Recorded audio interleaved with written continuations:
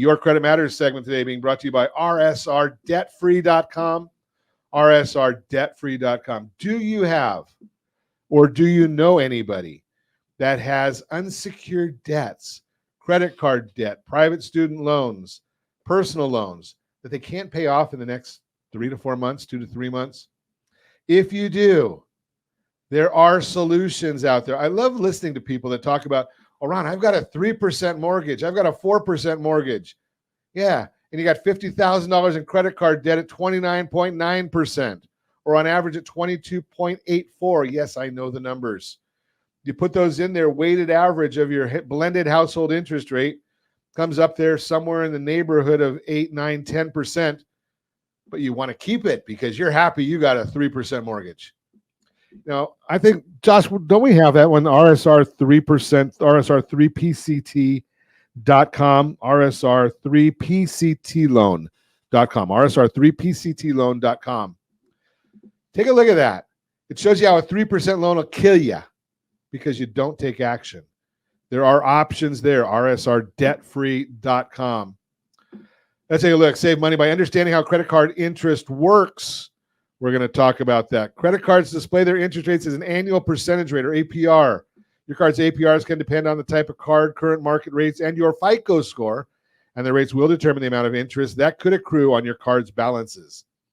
4 important things to remember. Credit card APRs do not include fees, like a $99 a year fee, that might be, or $39, whatever. Your account could have several APRs. The APR you pay if you've got a cash advance, the APR on merchandise, the APR on balance transfers. Promotions can temporarily lower your APR. Missing payments can lead to a penalty APR. Knowing how much interest might accrue on your card is important if you're considering paying off a purchase over time, but there are also ways to use credit cards without paying any interest. When you pay and don't pay interest, one of the most important things to remember about credit card interest is it only accrues on your purchases when you revolve a balance. Don't forget, if you want to pay your credit cards off the right way for FICO scoring purposes, rsrccpayment.com, rsrccpayment.com. And yes, even if you pay off your credit cards in full every month, 95% of you are paying them the wrong way for FICO scoring purposes. Go to rsrccpayment.com. I'll explain it all to you right there. Purchases often have a grace period. Most credit cards offer a grace period on purchases, meaning your purchases won't accrue interest between the end of your billing cycle and when your payment is due. However, you only receive the grace period if you pay your bill in full each month. In other words, your purchases won't accrue any interest if you always pay your entire balance. Balance transfers and cash advances do not have grace periods. Balance transfers and cash advances generally start to accrue interest immediately. People often use promotional balance transfers offers to move debt from credit cards with high APRs to one that offers a lower APR. Don't get caught in the trap. I hear this all the time. Well, Ron, I got a balance transfer, so I'm not paying any interest for the next 18 months. 2 issues. Number one, you didn't close the credit card before that, which is good, helps your FICO score.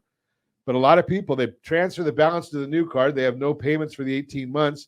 Oh, yeah, they forgot to pay it. Now they get back interest.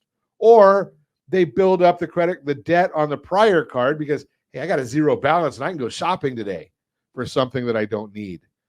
Big problem right there. We see it all the time. It's amazing how many times I've helped people get out of debt only to talk to them a year or two later and they're right back where they started from. Hate that, but I can only lead you to water.